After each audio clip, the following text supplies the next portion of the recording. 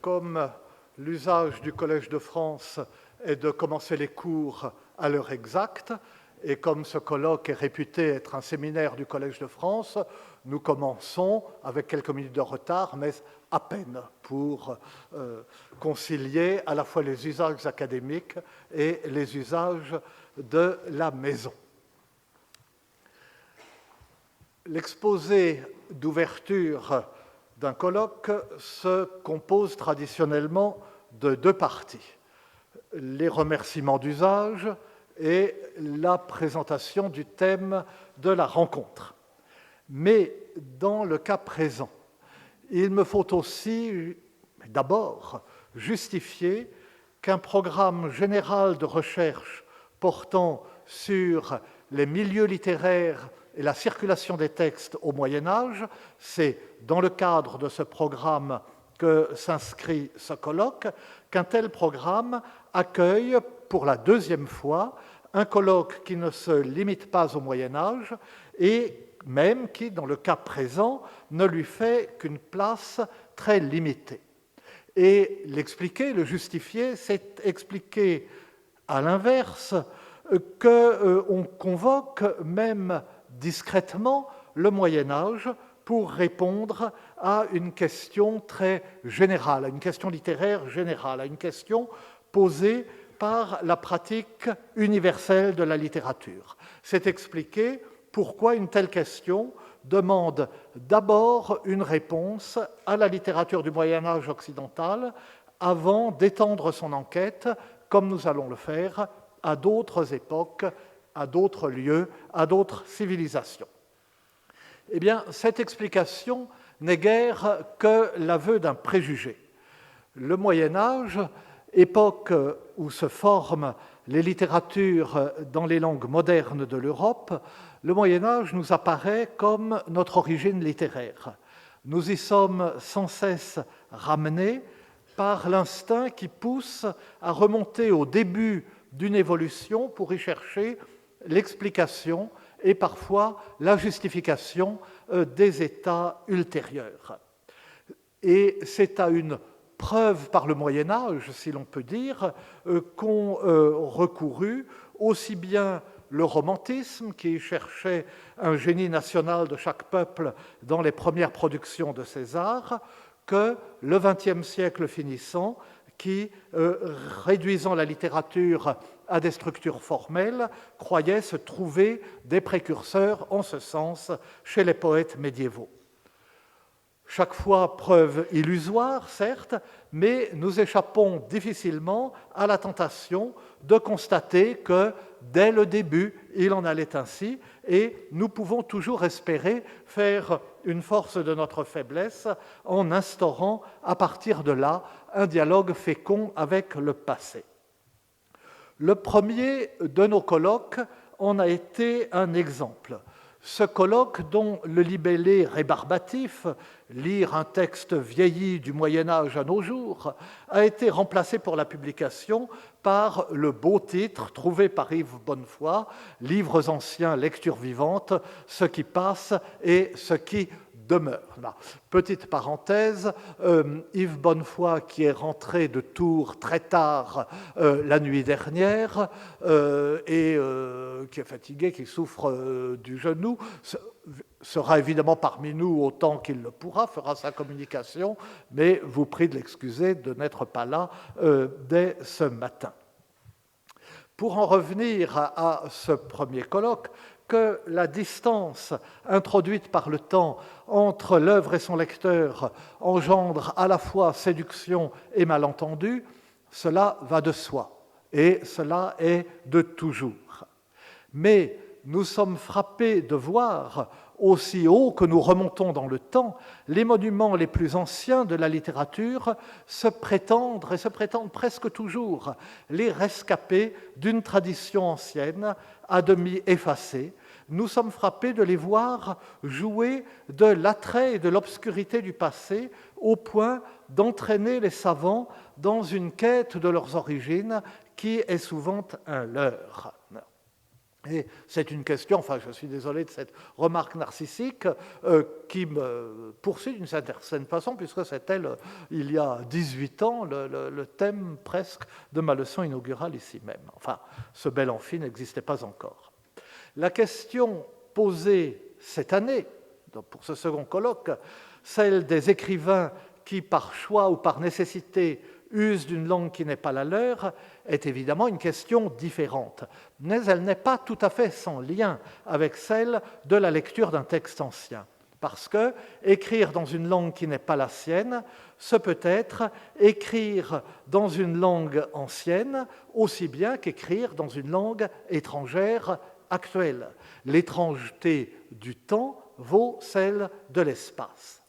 Je crains, en développant ce point, de me répéter. Il me faut, pour expliquer cette crainte, rappeler l'élaboration de ce colloque, les circonstances de sa maturation, les concours dont il bénéficie. Bref, il me faut dire maintenant ce par quoi j'aurais dû commencer, c'est-à-dire les remerciements et tout l'appareil habituel dans ce genre de circonstances.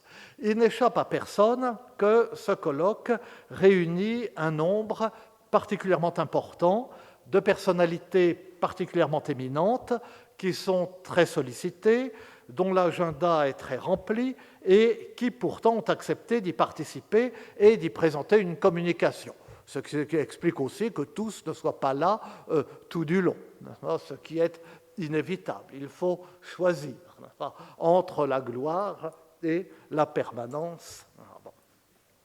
Alors, mais je suis touché de cette participation de vedettes plus que je ne puis dire. Mais je suis touché tout autant par la présence de savants, de collègues, d'amis qui me sont très proches, avec lesquels je travaille constamment, qui ont accepté de venir enrichir le colloque de leur présence, enrichir les discussions de leurs interventions, et qui, associés dès l'origine à sa préparation, après avoir participé à son prédécesseur, témoignent de la continuité de nos travaux. Car ce deuxième colloque, comme le premier, a été précédé d'une journée préparatoire qui a bénéficié de la généreuse et chaleureuse hospitalité de la marquise Guerrieri Gonzaga dans sa résidence du Trentin à Villa La Garina. Cette journée, ces actes, écrire dans la langue de l'autre, j'allais dire, vont être publiés, mais ils sont publiés, et notre chère Anna Maria Babbi, professeure à l'université de Vérone, qui en avait la responsabilité, vient de m'en apporter le premier. C'était une journée, c'est un petit volume, le petit volume tout frais. Cette journée préparatoire était plus particulièrement tournée vers le versant médiéval de nos travaux, si l'on en accepte la communication qui avait donné Antoine Compagnon. Et c'est ce qui explique que la présence du Moyen-Âge soit plus discrète dans le colloque d'aujourd'hui. Mais les quelques mots que j'avais dit alors en ouverture ne peuvent pas ne pas trouver un écho fâcheusement répétitif dans ceux que je prononce en ce moment. Fâcheusement répétitif pour très peu de personnes, à vrai dire, parce que peu les ont entendus et peu les liront. Avant d'entrer dans le vif du sujet, je dois déplorer une absence qui jette une ombre sur ce colloque. Odile Bombarde ne peut, pour des raisons de santé, être présente parmi nous. Nous serons donc privés de sa communication, qui unissait de façon passionnante le point de vue de la psychanalyste à celui de la spécialiste de poésie contemporaine, mais son absence ne nous prive pas seulement d'une communication. Odile Bombarde est, depuis sa fondation, l'âme de l'Institut d'études littéraires du Collège de France. Elle est l'âme surtout des colloques d'Yves Bonnefoy et de beaucoup des manifestations liées à sa personne et à son œuvre, comme elle est l'âme des activités plus modestes de ma chaire. Elle a préparé avec Catherine Fabre toute l'organisation matérielle de ce colloque et nos pensées seront pour elle pendant les sessions de travail et en nous gobergeant, si jamais nous nous gobergeons. Écrire dans une langue qui n'est pas la sienne, c'est fait à toutes les époques et dans la plupart des civilisations. Les plus anciens poètes japonais, je me tourne vers Jean-Noël Robert, d'où je tiens toute ma science, écrivaient des poèmes en chinois, Rilke et Ungaretti des poèmes en français, Joseph Conrad des romans en anglais, les Romains cultivés écrivaient en grec. Au XVIIIe siècle, dans l'Europe entière, l'opéra était en italien, au moment où le roi de Prusse et la tsarine écrivaient en français. Aucun n'oubliait pour autant sa langue maternelle. C'est au contraire le chemin parcouru depuis sa propre langue qui donne de la valeur et du sel à l'écriture dans une autre langue. Quand l'Europe parlait français, le plurilinguisme se portait très bien. C'est le titre de Marc Fumaroli. Alors, parenthèse cette fois-ci sur Marc Fumaroli, il est depuis quelques semaines et pour peu de temps, chez eux ça se renouvelle tout le temps, directeur, ça veut dire directeur de l'Académie française.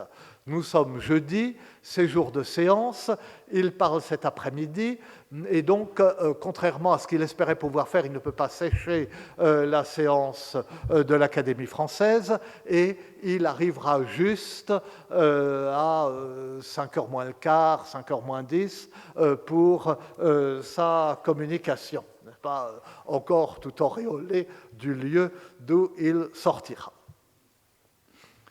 Fin de la parenthèse. L'excellent petit livre déjà ancien de Leonard Forster, The Poet's Tongues, Multilingualism in Literature, prend en considération des cas comme ceux que je viens d'évoquer, et des cas de ce genre en Europe du Moyen-Âge à l'époque contemporaine, en s'attardant tout particulièrement sur les cas de Stefan Georg et de Rilke. Leonard Forster était un professeur dans des universités anglo-saxonnes, mais il était allemand et germaniste. Peut-être la poésie se prête-t-elle en effet tout particulièrement à l'usage d'une langue qui n'est pas la sienne, parce que, répugnant plus que tout aux formules toutes faites, à l'usure de la langue, elle n'a que faire des idiotismes qu'on ne possède parfaitement que dans sa propre langue, mais qui sont autant de truismes linguistiques. Les étrangetés de l'expression, si elles sont maîtrisées, sont des beautés, naturellement, de la poésie.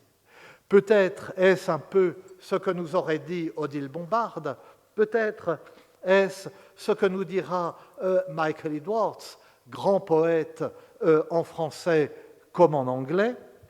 Et il est vrai que dans le cas de Michael Edwards, l'exemple est mauvais parce que le français lui est aussi naturel que l'anglais, de sorte que seule la poésie est pour lui une langue vivante étrangère et pas étrangère, c'est sa langue aussi, mais c'est la langue aussi de personne.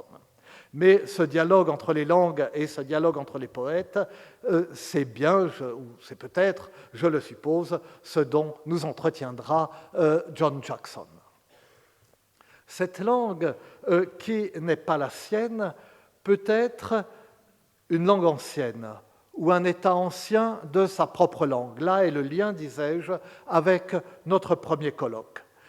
Les lettrés indiens se sont si bien acharnés à écrire en sanskrit qu'ils ont ressuscité cette langue à un moment où elle était déjà morte.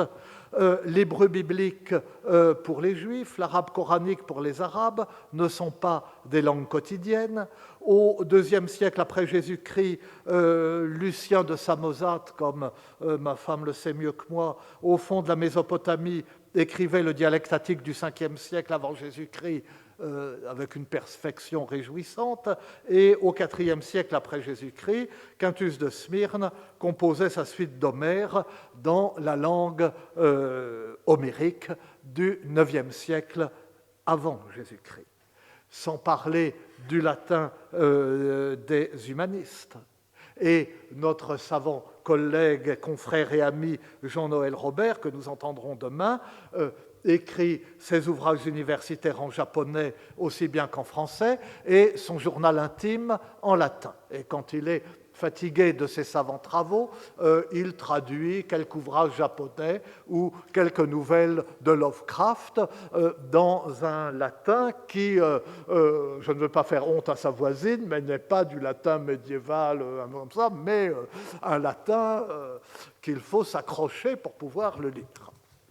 Fin de cette nouvelle parenthèse.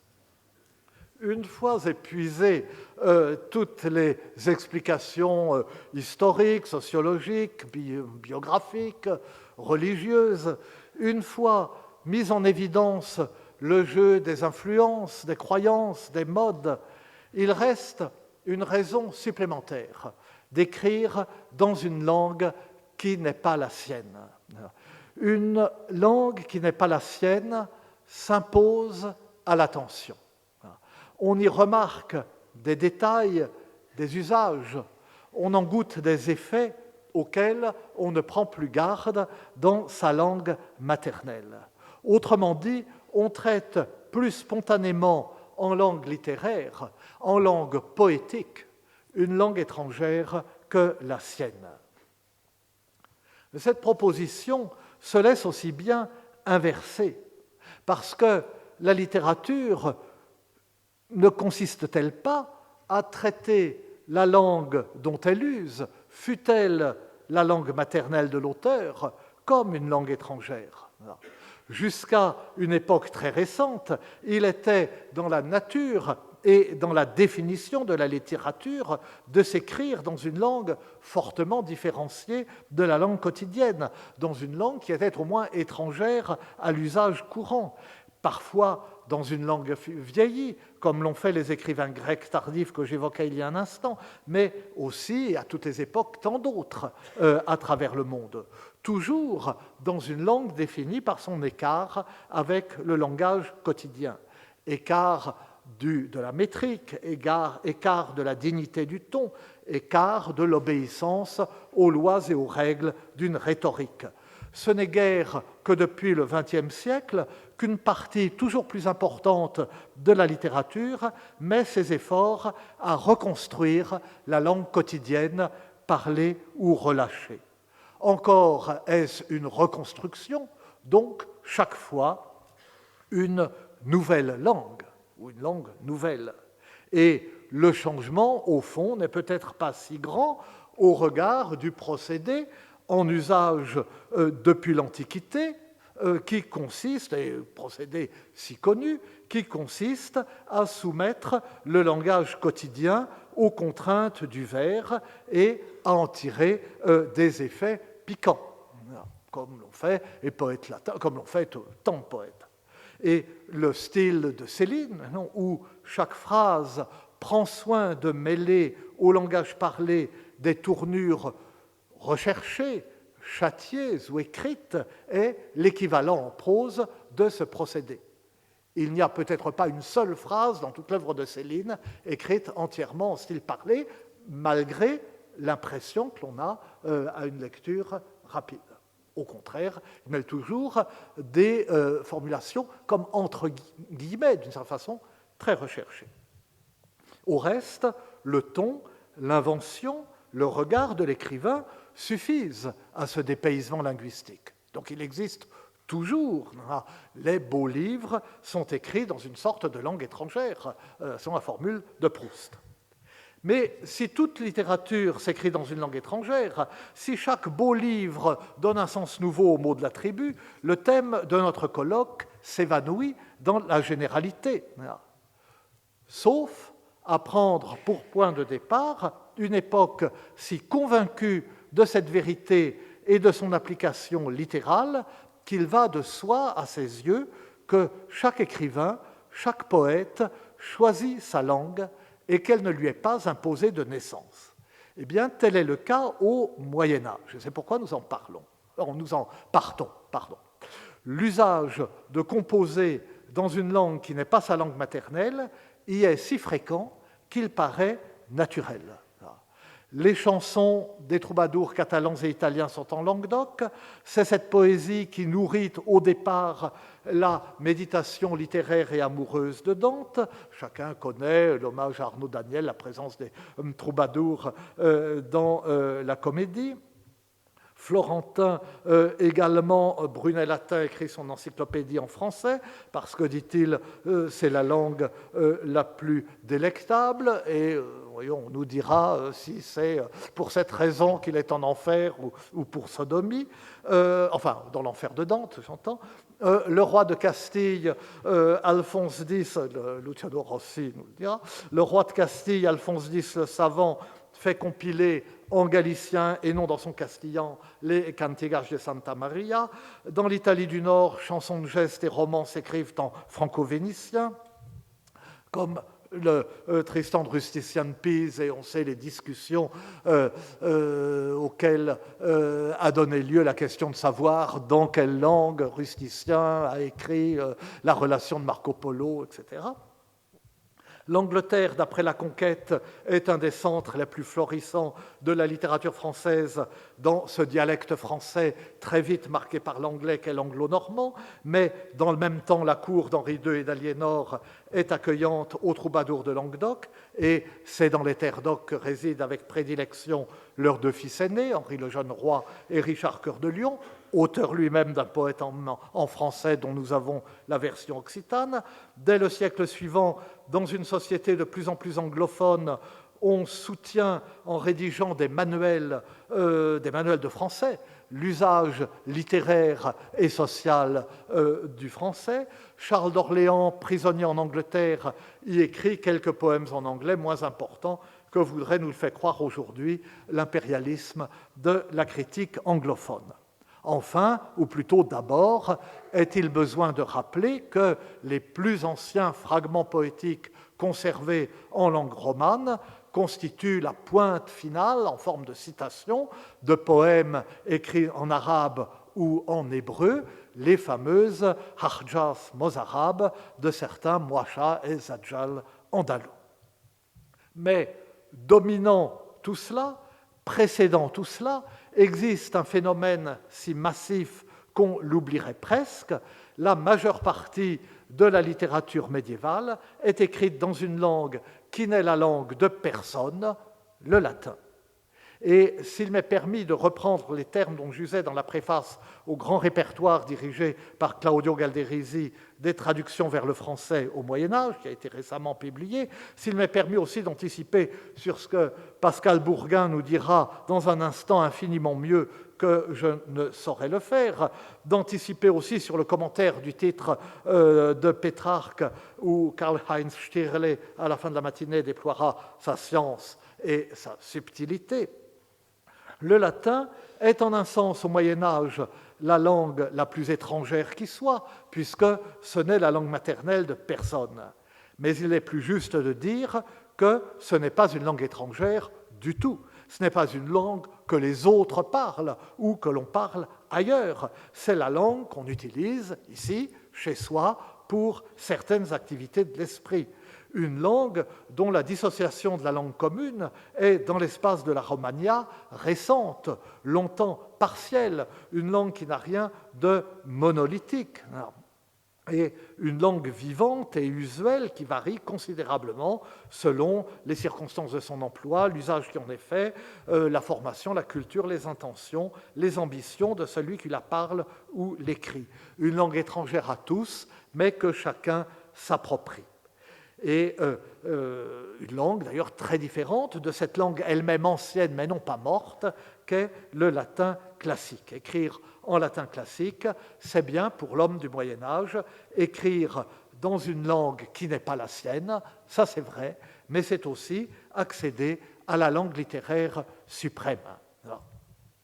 Et pourtant, un moment vient où chaque langue vulgaire prend conscience de son identité propre et devient une langue de culture à part entière.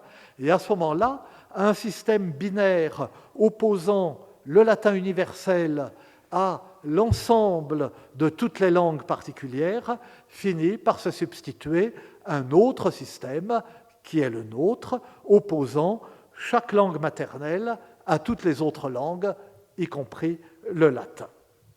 Oui, mais et c'est ma dernière question, quelle est notre langue maternelle ? Quelle langue est la mienne ? Ça paraît une logique absurde, la logique de la leçon d'Ionesco, n'est-ce pas ? Comment distinguer entre elles les langues néo-espagnoles qui se ressemblent tant ? Eh bien, si le locuteur, en disant « j'habite la capitale et pense à Madrid et habite Madrid », c'est qu'il parle espagnol. S'il dit « j'habite la capitale et qu'il habite Rome », c'est qu'il parle italien, etc. Bon. Mais tout de même, quelle est ma langue maternelle n'est pas une question qui prête à rire, parce que c'est la question que pose et à laquelle entend répondre Dante, c'est la question du De vulgari eloquentia. Ce n'est pas tout pour le poète de décider qu'il doit écrire dans sa langue maternelle plutôt qu'en latin, reste pour lui à choisir quelle sera sa langue maternelle. Et je rappelle, si connue soit-elle, vous m'en excuserez, mais si Carlo Ossola, ben, il n'est pas là encore, m'autorise à m'aventurer sur un terrain si périlleux non initié, le début du De vulgari eloquentia. Dante distingue en ces termes, à la fin du premier chapitre, la langue vulgaire, la langue maternelle, de la grammaire, le latin. Vulgarem locutionem appellamus, quam infantes adsuefiunt ab assistentibus, cum primitus distinguere voces incipiunt. Vel, quod brevius dici potest, vulgarem locutionem acerimus, quam sine omni regula, nutricem imitantes accipimus. Est et in de alia locutio secundaria nobis, quam Romani grammaticam vocaverunt. Donc, je traduis et je poursuis. Nous appelons vulgaire la langue des enfants au moment où ils commencent à articuler des sons, apprennent et des personnes de leur entourage. Bref, le vulgaire est la langue que nous avons assimilée en imitant notre nourrice et sans suivre aucune règle. Nous avons en réalité une seconde langue que les Romains ont appelée grammaire.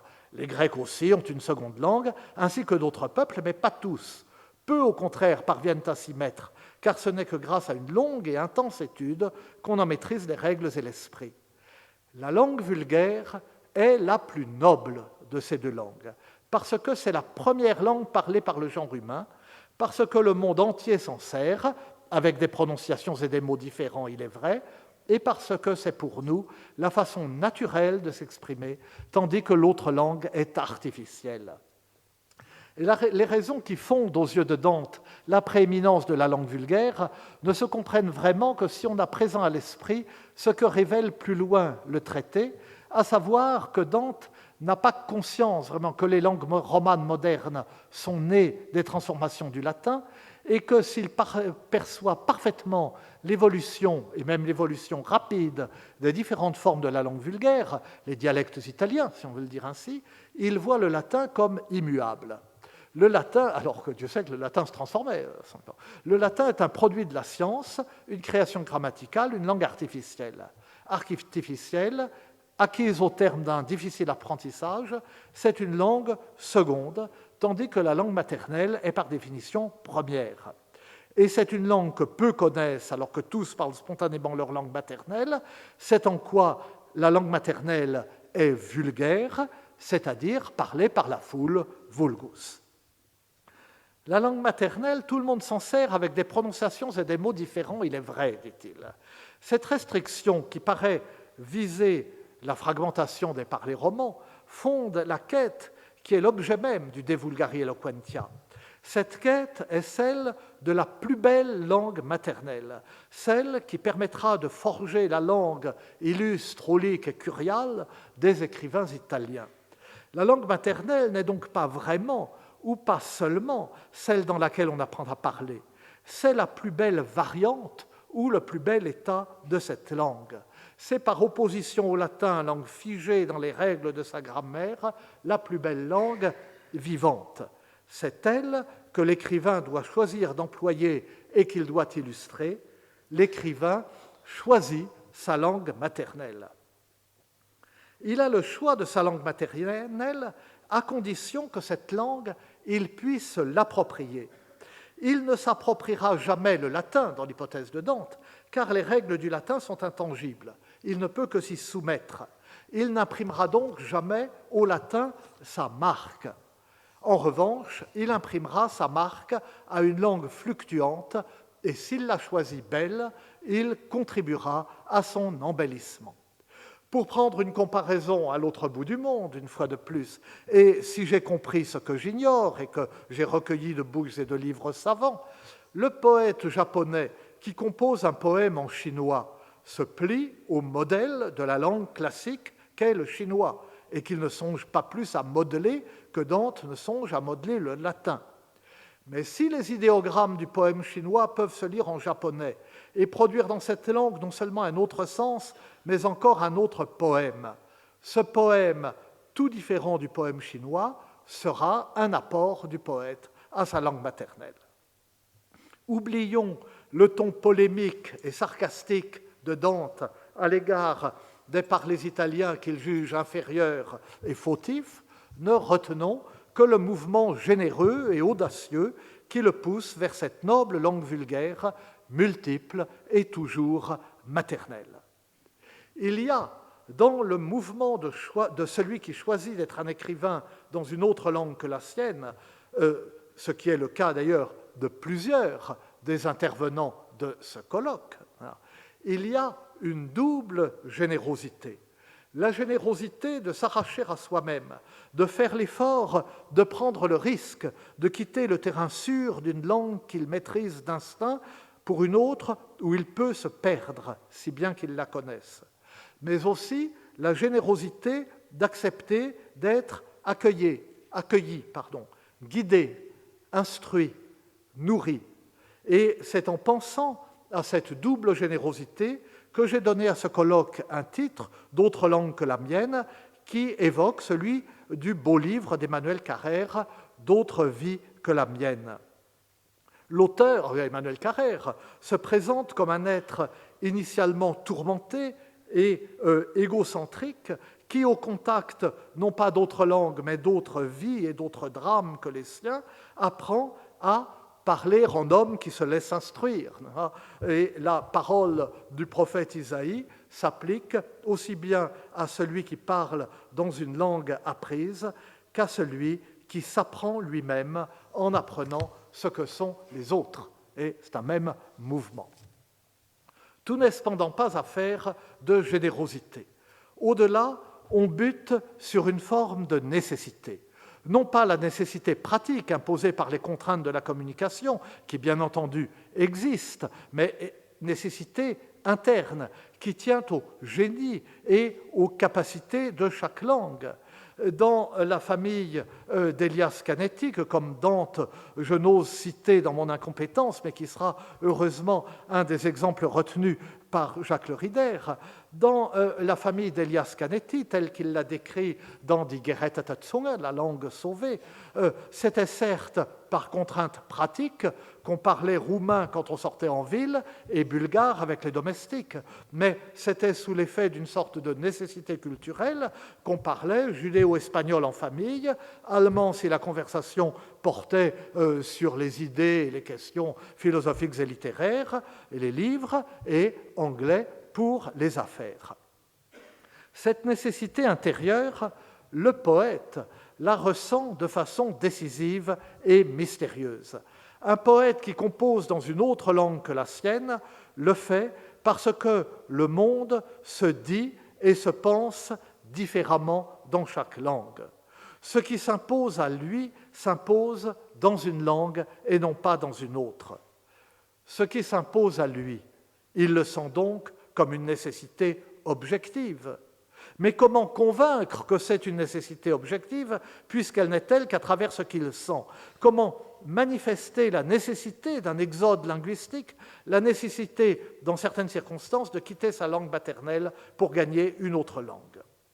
Je me suis demandé si cette nécessité n'apparaissait pas aussi aux mathématiciens. N'ont-ils pas besoin d'une langue qui leur appartient, qu'ils s'approprient, qu'ils créent sans qu'elle soit leur langue maternelle, ni celle de personne, pour décrire et explorer un monde qui existe, mais qui échappe à toute langue maternelle? Ce monde et cette langue me sont si étrangers que je ne suis capable ni de mesurer si cette supposition est stupide ou non, ni d'entrevoir la direction dans laquelle elle pourrait être développée. C'est pourquoi je suis tout particulièrement reconnaissant à M. Jean Allouche d'avoir bien voulu se joindre à nous et descendre de l'empirée mathématique jusque dans la pauvre arène de nos débats littéraires. Il fallait bien enfin que des voix nous arrachent aux délices du pur chant de la poésie que nous parcourrons pour finir avec Yves Bonnefoy lui-même et attirent notre attention sur les dangers, les tristesses peut-être et les enjeux de la vie des langues dans la vie des sociétés. Marc Fumaroli le fera, mais aussi dans une perspective et un style qu'on devine fort différents. Claudine Haroche, sociologue sensible, et je tiens à ce que l'on mesure quel éloge maladroit mais profond je place dans cette formule de sociologue sensible, n'est-ce pas? Et en l'entendant, vous comprendrez ce que je veux dire.